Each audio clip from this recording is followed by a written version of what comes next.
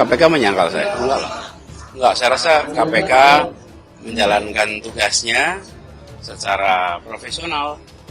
Ketika sebuah institusi menerima laporan, maka institusi ya harus menindaklanjuti. Sama ketika saya di Pemprov DKI Jakarta. Kalau saya di Pemprov terima laporan, maka saya akan melakukan penyelidikan, dicek apakah laporannya benar atau tidak. Kalau benar diteruskan, kalau tidak benar ya sudah selesai. Jadi kita hormati dan saya percaya KPK menjalankan tugasnya dengan profesional.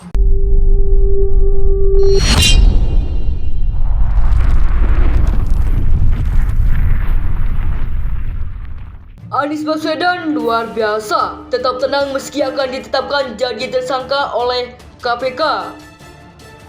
Anies Baswedan memang layak jadi seorang pemimpin negara yang memiliki ketenangan tinggi. Hal ini mengacu dari pemberitaan yang menarang bahwa capres dari partai Nasdem itu akan ditetapkan menjadi tersangka untuk kasus dugaan korupsi Formula E. Pembunuhan karakter ini mungkin saja dilakukan mengingat Anies Baswedan sangat potensial memenangi Pilpres 2024. Lalu bagaimana dengan respon Anies Baswedan? Ternyata Gubernur DKI Jakarta itu tetap tenang. Sungguh di luar dugaan. Sudah terjawab tidak ada korelasinya dengan novel. Ya, kalau itu ada hubungan novel sudah nggak bisa lagi diperiksa. Artinya kita harus objektif melihat sesuatu. Bahwa proses hukum ini akan menimpa siapa yang melakukan perbuatan jahat terhadap undang-undang. Jadi kita ini jangan terlalu subjektif. Ya saya paham lah perasaan tuan-tuan ini semua ya, yang selama ini sudah mencoba mengabdi ya. Tapi ini kan nggak gratis. Bukan mencoba Bang, sudah mengabdi. Loh ini kan tidak gratis, semua kan digaji oleh negara dengan fasilitas negara ya. Dengan sarana negara, KPK juga dibantu oleh instansi negara lain dalam melakukan penangkapan dan sebagainya. Saya kira tidak ada kepentingan untuk perlu dilindungi dan apapun, karena memang semuanya di KPK akan berjalan seperti biasa. Kalaupun seandainya tidak diperiksa, tapi kan di sidang akan dilihat, orang akan semua akan tahu, sidang terbuka.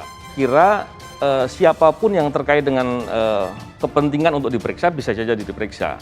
Tetapi kalau dikaitkan dengan diri saya, kita paham bahwa di KPK itu kan harusnya kita paham orang-orang berintegritas ya. Ketika kemudian ada yang mengatakan bahwa saya bisa mengatur semuanya, artinya orang itu ingin mengatakan bahwa di KPK orang yang tidak berintegritas. Saya kira dia salah. Yang kedua, di KPK itu ada pembagian tugas. Ada pembagian tugas, di penyidikan pun ada bagian-bagiannya sendiri-sendiri. Yang masing-masing itu tidak saling mengetahui kasus yang ditangani yang lain. Jadi di KPK tidak terbiasa dengan intervensi-intervensi begitu. Anda kan Anda kenal semua Satgas, Anda senior, pasti termasuk kenal juga Satgas yang mengurusi kasus Tanah Muncul ini. Anda pernah bertanya atau bahkan mungkin melindungi agar sepupu Anda Gubernur DKI tidak diperiksa KPK? Enggak. Bagaimana kalau proses lidik itu kita buka saja, kan itu, supaya masyarakat, teman-teman wartawan juga mengetahui apa sih dari hasil lidik itu yang sudah diperoleh oleh KPK. Ya, dari keterangan para saksi yang sudah dipanggil, apa yang mereka terangkan, kan begitu. Ya. Supaya apa? Ya, supaya masyarakat tidak lagi curiga, ya, seolah-olah kami ini mengkriminalisasi seseorang. Dan dinamika di dalam gelar perkara ataupun ekspos macam ini merupakan hal biasa untuk melengkapi perkembangan dari seluruh hasil penyelidikan. Gua nggak habis pikir ya, uang warga Jakarta diambur-amburkan begini, terus proyek ambisius buat nyapres ini semoga tidak merugikan uang pajak. KPK menyangkal saya? Enggak lah. Enggak, saya rasa KPK menjalankan tugasnya secara profesional. Ketika sebuah institusi menerima laporan, maka institusi ya harus menindaklanjuti. Sama ketika saya di Pemprov DKI Jakarta. Kalau saya di Pemprov terima laporan, maka saya akan melakukan penyelidikan, dicek apakah laporannya benar atau tidak. Kalau benar diteruskan, kalau tidak benar ya sudah selesai.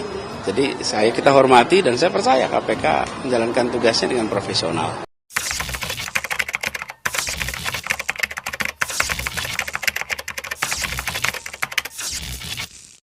Sudah terjawab tidak ada korelasinya dengan novel. Ya, kalau itu ada hubungan novel sudah nggak bisa lagi diperiksa. Artinya kita harus objektif melihat sesuatu. Bahwa proses hukum ini akan menimpa siapa yang melakukan perbuatan jahat terhadap undang-undang. Jadi kita ini jangan terlalu subjektif. Ya saya paham lah perasaan tuan-tuan ini semua ya, yang selama ini sudah mencoba mengabdi. Ya, tapi ini kan nggak gratis. Bukan mencoba Bang, sudah mengabdi. Loh, ini kan tidak gratis. Semua kan digaji oleh negara dengan fasilitas negara, ya, dengan sarana negara. KPK juga dibantu oleh instansi negara lain dalam melakukan penangkapan dan sebagainya. Oke. Saya kira tidak ada kepentingan untuk perlu dilindungi dan apapun, karena memang semuanya di KPK akan berjalan seperti biasa. Kalaupun seandainya tidak diperiksa, tapi kan di sidang akan dilihat, orang akan semua akan tahu, sidang terbuka. Kira siapapun yang terkait dengan kepentingan untuk diperiksa bisa saja diperiksa. Tetapi kalau dikaitkan dengan diri saya, kita paham bahwa di KPK itu kan harusnya kita paham orang-orang berintegritas ya. Ketika kemudian ada yang mengatakan bahwa saya bisa mengatur semuanya, artinya orang itu ingin mengatakan bahwa di KPK orang yang tidak berintegritas. Saya kira dia salah. Yang kedua, di KPK itu ada pembagian tugas. Ada pembagian tugas, di penyidikan pun ada bagian-bagiannya sendiri-sendiri. Yang masing-masing itu tidak saling mengetahui kasus yang ditangani yang lain. Jadi di KPK tidak terbiasa dengan intervensi-intervensi begitu. Anda kan Anda kenal semua Satgas, Anda senior, pasti termasuk kenal juga Satgas yang mengurusi kasus Tanah Muncul ini. Anda pernah bertanya atau bahkan mungkin melindungi agar sepupu Anda Gubernur DKI tidak diperiksa KPK? Enggak.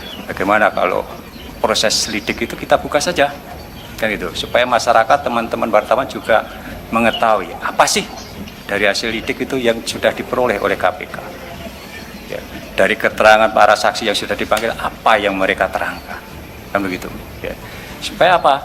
Ya, supaya masyarakat tidak lagi curiga, ya, seolah-olah kami ini mengkriminalisasi seseorang.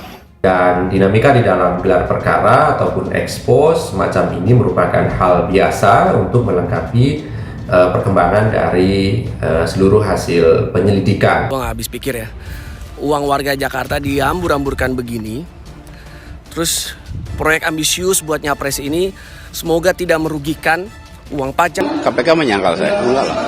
Enggak, saya rasa KPK menjalankan tugasnya secara profesional. Ketika sebuah institusi menerima laporan, maka institusi ya harus menindaklanjuti. Sama ketika saya di Pemprov DKI Jakarta.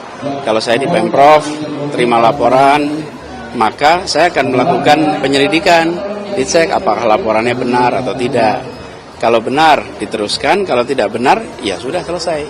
Jadi kita hormati dan saya percaya KPK menjalankan tugasnya dengan profesional. Anies Baswedan luar biasa, tetap tenang meski akan ditetapkan jadi tersangka oleh KPK.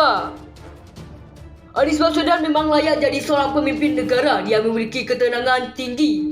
Hal ini mengacu dari pemberitaan yang menara bahwa capres dari Partai Nasdem itu akan ditetapkan menjadi tersangka untuk kasus dugaan korupsi Formula E. Pembunuhan karakter ini mungkin saja dilakukan mengingat Anies Baswedan sangat potensial memenangi Pilpres 2024. Lalu bagaimana dengan respon Anies Baswedan? Ternyata Gubernur DKI Jakarta itu tetap tenang, sungguh di luar dugaan.